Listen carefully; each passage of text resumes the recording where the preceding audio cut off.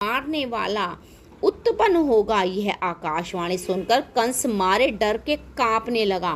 घोड़ों की रास उसके हाथ से गिर पड़ी। उसने विचारा कि कोई कैसा ही नातेदार हो अपने प्राण से प्यारा नहीं होता, इसलिए देवकी को अभी मार डालना चाहिए। वह ना रहेगी तो उसका 8वां पुत्र मुझे मारने वाला कहाँ से उत्पन्न होगा। यह बात सुनकर मन में विचार कर कंस रथ के भीतर घुस गया और देवकी के सिर के बाल पकड़कर उसे नीचे खींच लिया।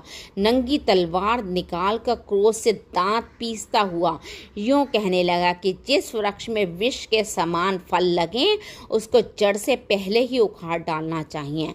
जब वह वृक्ष नहीं रहेगा तब उसमें फूल व फल किस तरह लगेंगे, इसलिए देवकी को अभी मार डालूं तो निर्भय राज्य करूं।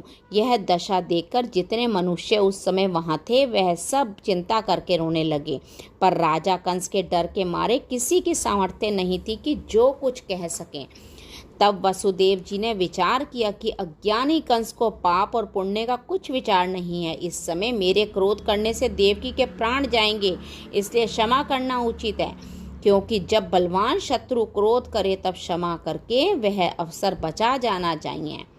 जिस तरह ठंडा लोहा गर्म लोहे को काट डालता है, उसी तरह क्षमा करने वाले मनुष्य अवसर पाकर अपने वैरी को जीत लेते हैं। ऐसा विचार कर वसुदेव ने राजा कंस के सामने हाथ जोड़कर विनय किया, हे पृथ्वीनाथ, संसार में तुम्हारे समान कोई दूसरा बलवान और प्रतापी नहीं है जो आपकी बराबरी कर सके। हे जहाँ सब लोग तुम्हारी छाया में रहते हैं वहाँ आपको यह अनुचित है कि आपके समान शूरवीर होकर आपकी बहन पर बिना अपराध खड़क चलावें।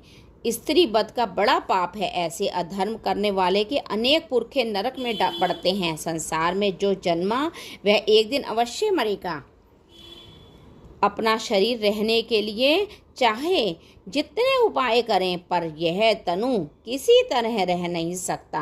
तरुणाई व राज्य भी कुछ काम न आकर केवल यश या अपयश संसार में रह जाता है। दाता का महीप मानधाता और दलीप, ऐसे जाके यश आजू लौ दीप छाए हैं।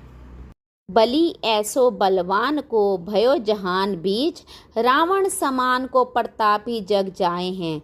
बाण की कलान में सुजान द्रोण पारत से, जाके गुण दीन दयाल भारत में गाए हैं। कैसे कैसे शूर रचे चातुरी विरंची जू की फेर, चकचूर कर चूर में मिलाए हैं।